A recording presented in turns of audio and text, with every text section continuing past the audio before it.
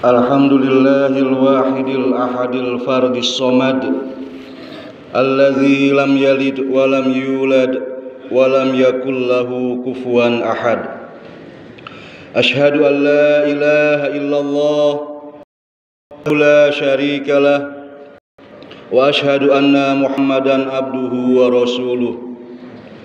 Salatullahi wa salamuhu ala asfiyaihil kiram wa anbiyaihil izam, la siyama nabiyina Muhammadinil a'zam wa ala alihi wa ashabihi. Salatullahi wa salamuhu alaina wa ala ibadillahis salihin, amma ba'du.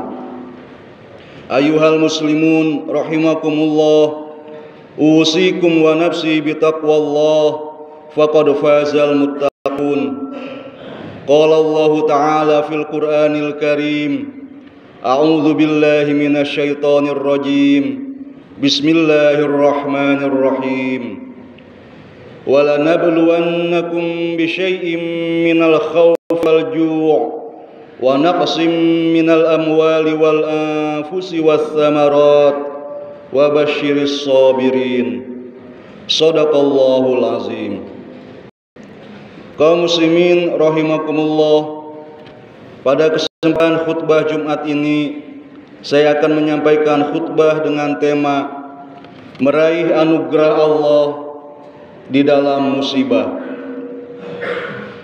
Di dalam hidup kita mengalami banyak hal yang tidak menyenangkan, yang tidak nyaman, atau kita anggap merugikan, dan kita menyebut semua itu sebagai musibah. Kalau kita cermati faktor-faktor penyebabnya, maka ada faktor eksternal dan internal. Dari luar diri kita, musibah bisa berasal dari peristiwa-peristiwa atau kejadian semesta yang bersifat alamiah, seperti kebakaran, kebanjiran, tsunami, meletus, dan sebagainya. Bisa juga dari faktor eksternal itu berasal dari manusia, seperti pencurian, perampokan, atau perang. Sementara musibah-musibah yang berasal dari dalam diri kita, itu juga ada yang merupakan bagian dari alamiahnya keberadaan manusia, seperti kita mengalami sakit atau kematian, dan ada juga yang merupakan karena kelalaian atau kekurangan dari diri kita sendiri, seperti kegagalan, ketidaksuksesan, dan sebagainya. Dampak dari musibah yang menimpa diri kita itu kadang-kadang tidak hanya merugikan atau membuat kita tertekan, tapi bisa sampai mengguncang keimanan kita. Kita merasa bahwa Allah Subhanahu wa ta'ala tidak sayang, tidak pengasih, dan tidak adil. Kondisi seperti itu tentu saja sangat berbahaya, karena bisa mencerabut iman dari dalam hati kita. Kaum muslimin rahimakumullah, di dalam Al-Quran Allah Subhanahu wa ta'ala berfirman, wala nabluwannakum bisyai'im minal khawfi wal ju'. Banyaknya musibah yang menimpa diri kita itu adalah bagian dari ujian yang ditimpakan Allah Subhanahu wa ta'ala. Dan di bagian akhir dari ayat-ayat tersebut, Allah Subhanahu wa ta'ala menerangkan sebagian dari orang yang terkena musibah adalah orang-orang yang akan justru mendapatkan anugerah dari Allah Subhanahu wa ta'ala, dan disebut sebagai orang-orang yang mendapatkan hidayah, orang-orang yang tercerahkan pemikiran dan hatinya. Ulaika alaihim shalawatum mir rabbihim wa ulaika humul muhtadun. Jadi, bagaimanakah caranya agar kita bisa meraih anugerah Allah Subhanahu wa taala di dalam musibah-musibah yang pasti akan menimpa diri kita? Para ulama dan pemikir telah menjelaskan di antaranya bahwa musibah yang menimpa kita itu sebenarnya relatif dan ilusif. Disebut relatif karena apa yang menjadi musibah bagi diri kita itu bisa menjadi jalan bagi anugerah bagi orang yang lain. Lapar dan hausnya kita itu menjadi jalan bagi orang untuk mengembangkan rumah makan. Sakitnya kita jalan bagi orang untuk mengembangkan ilmu kedokteran. Atau dalam kehidupan sehari-hari, misalnya bencana atau musibah yang menimpa kendaraan kita, seperti bocornya ban kendaraan kita, adalah menjadi jalur rezeki bagi sebagian orang.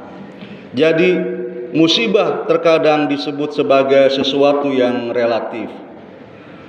Kemudian dia disebut ilusif karena kita menganggap sesuatu sebagai bencana dan malapetaka semata-mata karena keterbatasan ilmu pengetahuan kita.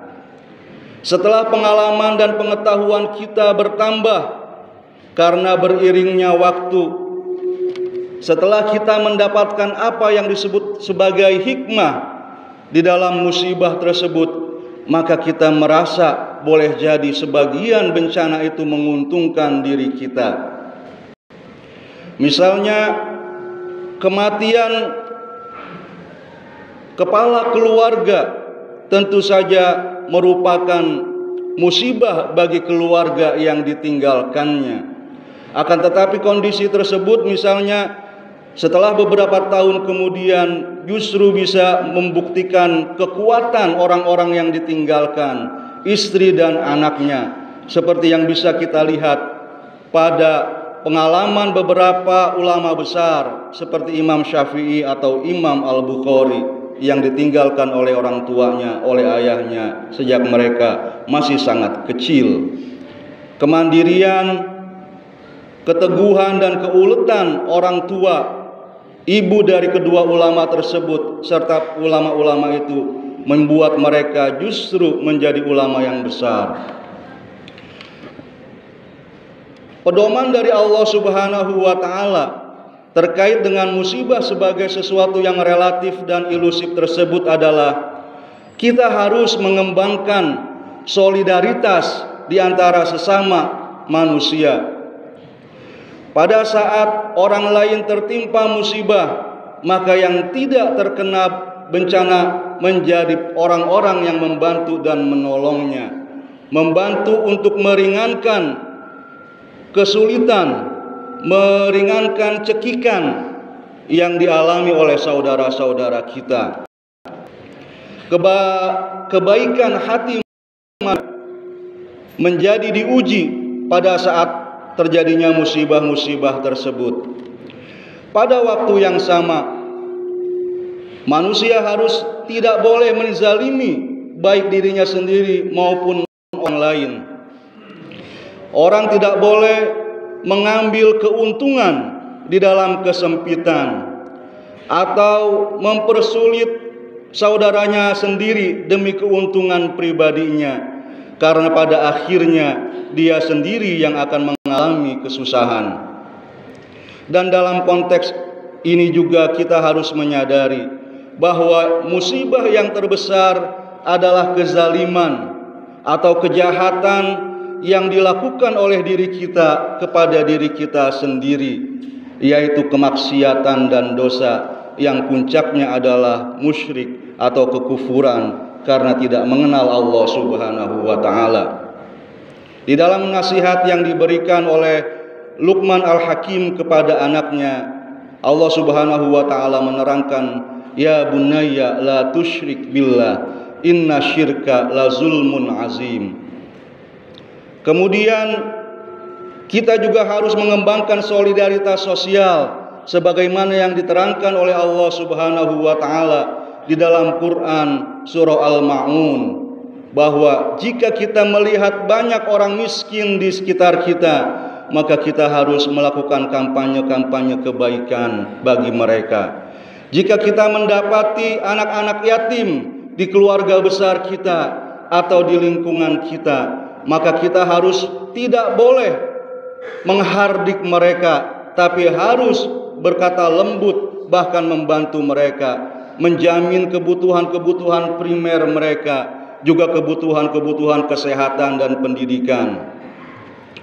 Kaum muslimin rahimakumullah. Cara yang kedua untuk mendapatkan anugerah Allah Subhanahu wa taala di dalam musibah yang menimpa diri kita adalah kita menyadari bahwa di dalam konsep adanya pencipta dan makhluk, kesempurnaan pasti menjadi milik sang pencipta atau khalik, sementara ketidaksempurnaan adalah kemestian bagi setiap makhluk. Allah Subhanahu wa taala tidak mungkin menciptakan makhluk yang sempurna tanpa memiliki kekurangan sedikit pun. Jika demikian, maka Tuhan menciptakan Tuhan, dan itu ditolak oleh akal kita. Oleh karena itu, sakit, kematian, kebodohan, kesalahan, kelupaan, dan kelalaian yang ada pada diri kita adalah keniscayaan. Oleh karena itu Allah Subhanahu wa taala juga memberikan pedoman bahwa yang penting bukan apa yang terjadi pada diri kita, melainkan apa respon, apa tanggapan yang kita berikan. Jika yang sedang terjadi adalah hal-hal yang negatif, maka kita harus bersabar. Jika yang menimpa kita adalah hal-hal yang positif, maka kita harus bersyukur. Karena kalau tidak bersyukur, walaupun itu hal positif, justru akan menjadi musibah bagi diri kita. Sementara hal-hal yang kita anggap sebagai keburukan, jika kita sikapi dengan kesabaran, itu akan menjadi hal yang positif, menjadi anugerah bagi diri kita. Pada akhirnya kita harus menyadari bahwa diri kita dan segala sesuatu di alam semesta ini akan kembali kepada Allah Subhanahu wa taala. Inna lillahi wa inna ilaihi raji'un. Kesadaran itu akan kita dapatkan ketika kita meninggal dunia. Akan tetapi kesadaran yang memberikan kebaikan bagi kita di akhirat nanti adalah yang kita miliki sejak kita hidup sekarang ini. Di dalam salah satu khutbahnya, Imam Husain, cucu Rasulullah SAW, berkata, "Madza wajada man faqadallah?" Apakah yang didapatkan oleh orang yang sudah kehilangan Allah, orang yang tidak mengenal Allah, tidak mengarahkan hidupnya kepada Allah? Apapun yang dia dapatkan sesungguhnya adalah nol, sesungguhnya adalah kosong, tidak ada apapun yang dia miliki. Dan sebaliknya, madza faqada man wajadallah? Apakah yang hilang dari diri seseorang yang sudah mendapatkan Allah? Jika kita sudah mengenal Allah, maka kehilangan apapun sesungguhnya bukan kehilangan, karena ada Allah Subhanahu wa taala bersama diri kita. Mudah-mudahan ada manfaatnya khutbah ini, khususnya bagi saya dan umumnya bagi hadirin sekalian. Aqulu qouli hadza wa astaghfirullahal azim li wa lakum wa lisairil muslimin wal muslimat wal mu'minin wal mu'minat fastaghfiruhu innahu huwal ghafurur rahim.